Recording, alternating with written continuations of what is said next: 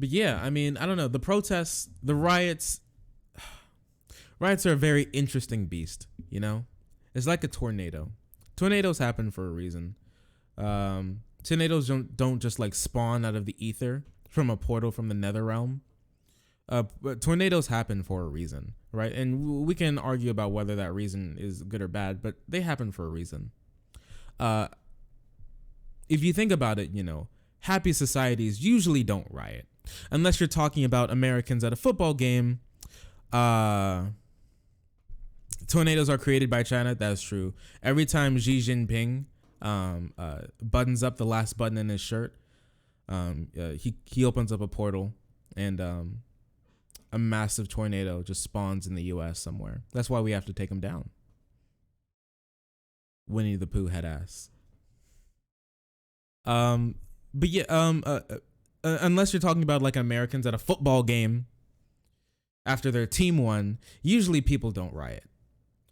Riots usually happen for a reason and a reflection of how our society is doing. And while riots usually aren't very productive in getting done what they want to get done, and it's really not that great optically, I guess you can argue that optics in this sort of situation don't really matter when we're talking about problems that have been building up for so long and have gotten so bad that people feel like their only resort left is to just get in the streets and tear stuff up. I mean, come on. Not saying that I support anything that's happened. There's been many businesses that have been hurt, especially in Minneapolis, due to all of these riots. And many of them are locally owned small businesses that can't bounce back like AutoZone and Target can. And those places really need help. And that is inexcusable, honestly. I don't really care about what happens to Target or AutoZone. They'll be fine. Let's be honest, they'll be fine. They're going to rebuild right after that. Probably get some new paint on the walls. They're probably looking to rebuild anyways. They're doing just fine. The small businesses that people pour their life savings in don't bounce back like that. The loss of we can see this with what was going on with COVID too. Lots of businesses that had to shut down, many of them won't come back. And that's really sad. And that's something that really needs to be dealt with. But we can't push off like the whole protest and the whole protest / riot just because some bad things happen.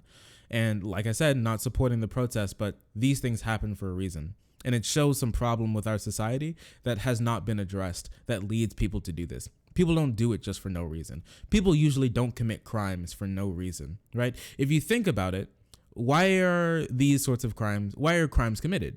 Many crimes are committed not because people are just bored that day.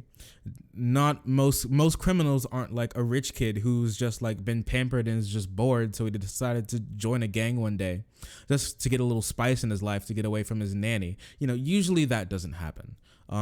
People take drugs for a reason. They get addicted to drugs for a reason. People do crimes for a reason. Why do burglaries happen? Why do we see burglaries in poor communities way more than we see them in rich communities? Is it just because the rich people are just smarter and don't feel like burglarizing a place? I highly doubt it. I think one of the biggest reasons people commit these sorts of crimes, Grand Theft Auto, theft of any sort, people usually do it for financial reasons because they don't have any money. If you're in a situation where one of the only places you can turn to is crime to get ahead, if you spent your life living paycheck to paycheck and you can barely pay to keep food on the table or keep the roof above your head, and you're just like, I'm just gonna have to steal something, then you're going to steal something. I mean, I'm sorry, that just happens. And that's not excusing the person for doing the crime that they commit, because they do harm to other people in that sort of instance. And a lot of the people that they do harm to are in the same situation, or if not worse. So that's not, alleviating the sort of, that's not pushing off the crime that they commit just because they felt like it. they commit these crimes because there's a problem in our society that we have not addressed. I think if people had easier access to the bare essentials, that crime would drop dramatically. And I think we've seen this in a lot of countries that are, in my opinion, not as great, however we're going to use that word, as the United States, have been able to provide their citizens with a much more readily available baseline level of subsistence that dissuades a lot of people from committing crimes. Because why would you commit a crime if at the very least, your bare necessities are taken care of, you know? If and that's been exacerbated by the drug war too. If people are poor and they feel like one of the only ways that they can help put food on the table at the very least is to get embroidered in the drug war, they get wrapped up into a gang, and they get involved in gang violence because you have to protect your property somehow, and the police aren't going to come protect your coke stash. You know, that's not going to happen generally. The police won't come protect your coke stash from getting stolen from the rival gang. You have to, take the defense of your own property in your own hands, and that leads to gang violence. That's pretty easy to understand, right? There'll be innocent people getting fucked, sure, but at least they can't dodge this matter anymore. Yeah, I mean, it sucks, but it happened for a reason. I mean, it was pretty obvious what was going to happen. You call people un-American, unpatriotic cretins for doing peaceful protests like Colin Kaepernick, and then you call them thugs when they do violent protests like these riots now. I mean, if you feel like you just can't win, obviously you're going to take the loud option, You're going to go in loud.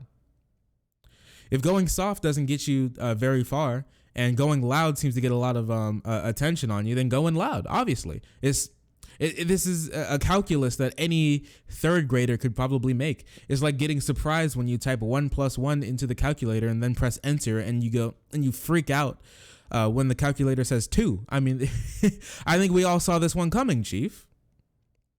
Hey, Modern Hippie, how you doing, bud? How you doing? Nice to see you.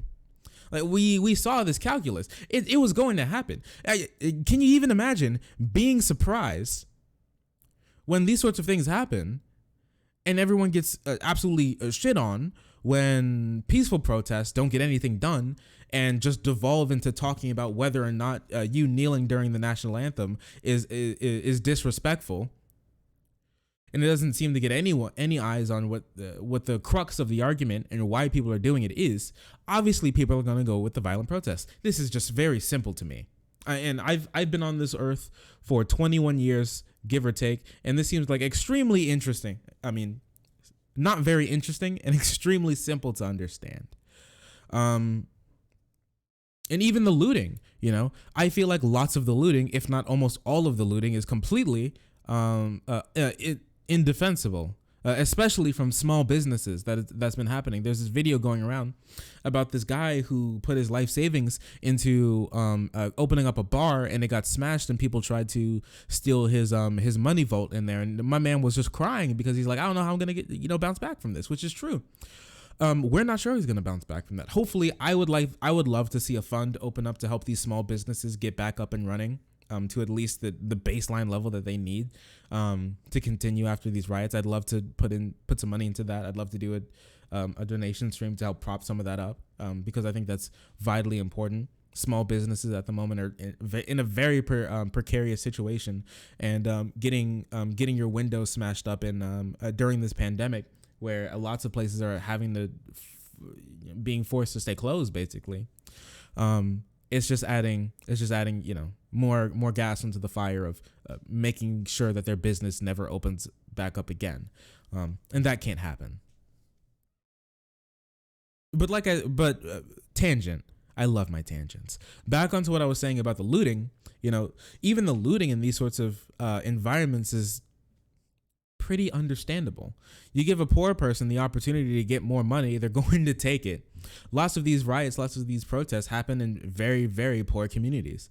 And if you give the opportunity, no real eyes on you, everyone else is doing it too. to get any sort of money, obviously people are going to take it. That's just pretty obvious to me. Not saying that it's justified, but it's just yeah. You leave the cell doors open and you leave the gate open, in the front door open to a prison, and then you get surprised when all the prisoners just kind of like just moonwalk out. I mean, we all saw this coming. Obviously, they're going to leave. Obviously, they're going to try and steal stuff. And I mean, one of the good things that I've seen happen from the rioting is that lots of people have actually set up places where people can get water, where people can get food for their families, and stuff like this. They're setting up paper towels. They're setting up hand sanitizer, masks, during these protests, so people can, make sure that they stay safe. And with lots of things going on to make sure that they can feed their families if they have to stay in. That was really nice to see. I'm not sure if I could find the video or anything. These are cops right here destroying everything. You're gonna take the materials of us trying to peacefully protest. You are arresting. So this is one of the stations that I was. What's up, bud? So this is one of the stations that I was talking about that some of the peaceful protesters set up to help people like get supplies, to make sure that they're okay. They set up water and everything, and the police just rolled up and just started smashing the milk jugs, stuff like that. These are cops right here destroying everything. You're gonna take the materials of. Why did you copy paste that? Why'd you type? How'd you type that so quickly? You, what did you send? Why do you keep calling me a sir in your politics stream, then run and hide in there? What are you talking about? You too scared to confront me because you know you're being transphobic and hateful to me? I told you I'm a woman, dude.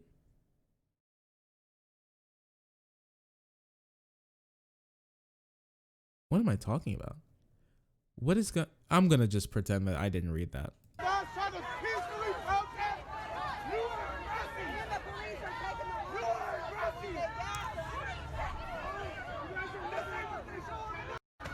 arresting. Yeah, crazy, dude.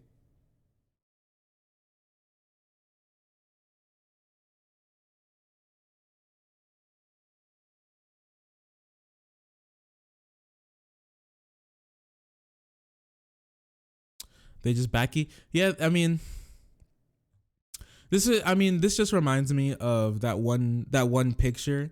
It was like about good cops and bad cops, especially in the George Floyd case, where they're like, oh yeah, the guy who basically strangled that guy with his leg. Oh, he's the bad cop. But don't worry, there are good cops too, like the cops standing around watching him kill that guy. They back each other up when they do a lot of these bad things. They don't stand up and say anything. They're very, very unlikely to call each other out, especially in the line of duty. When you aid and abet someone doing something bad, if any of us would do that, if I was to help, if I was the getaway driver to someone who just robbed a bank, I'd be put in jail just as easily as the dude who did it. When you stand around and watch someone commit a crime or kill someone, and just watch that happen without trying to help at all, then you're just as bad as them. To me, if you're aiding and abetting someone, if you're propping up someone, if you're letting someone say something super reactionary, and you don't do anything about it, well, congratulations, you're just as bad as them.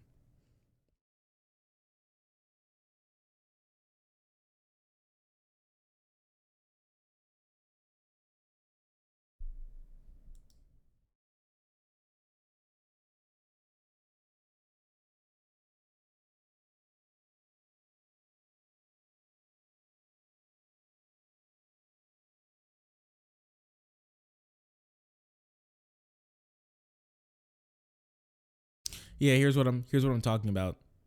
Set up a bunch of supplies to help people out.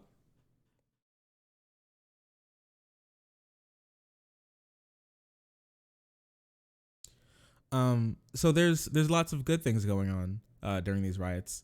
Not to justify any political violence, because I'm very against political violence here. Uh, but it's important to round out our understanding.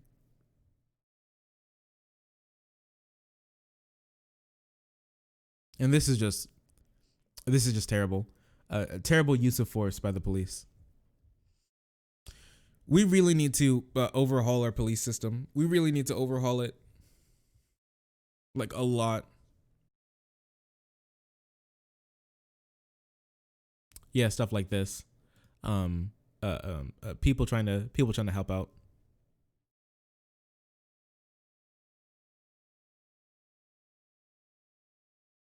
So it's good. It's very nice to see a community come together to help each other out. You know, it gives me hope for a brighter future. You know, and I never want people to lose the anger that they feel at this moment. For too much time, for too long, people have been getting angry at one moment and then forgetting about it the next, you know, because life just moves so fast. There's so much news, so many things are going on, right? I mean, most people during this, I know a lot of people didn't even have like the Ahmaud Arbery case in their head while they were marching, right? It's just because things just move so fast in like a globalized media. It's just hard to keep track. I'm not blaming anybody for that, but I want people to think a little bit harder, and I don't want people to forget the anger that they feel in this moment, because it's very important to wield this, to understand this anger and then wield the anger, which is honestly far more important to me. When we wield our anger, when we wield our frustration, when we wield our discontent with the system, and then we use it productively to make the world a better place, because that's what's going to be far more important here. Far more important than the riots, far more important than the displays of kindness with the supplies that people are giving out for free, with the help people are giving to each other. That's using this struggle to create a better world is far more important than any of those things, I would say personally. And I think it's paramount that we keep this anger going. The parallel that I can think about is between this and the 2018 election.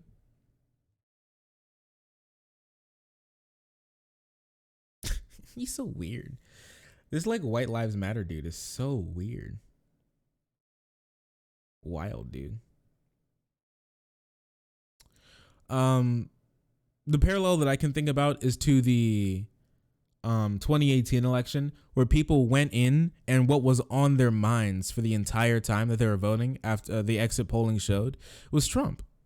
And what happened there? Trump lost bad, got decimated in the House, lost some pretty important seats in the Senate. Lots of places around the country, Republicans got wiped. And that's extremely, extremely important to be angry. Anger is such a powerful tool. It's almost as powerful as fear, you know, for mobilizing people to do something. And being angry is one thing, but using your anger is another to get things done. Because if everyone went in fuming mad to the ballot box in 2018, but didn't really show it in their vote, then what's the point of the anger besides just being mad? Anger is extremely important, but wielding it to do something better is vitally important to creating a better society.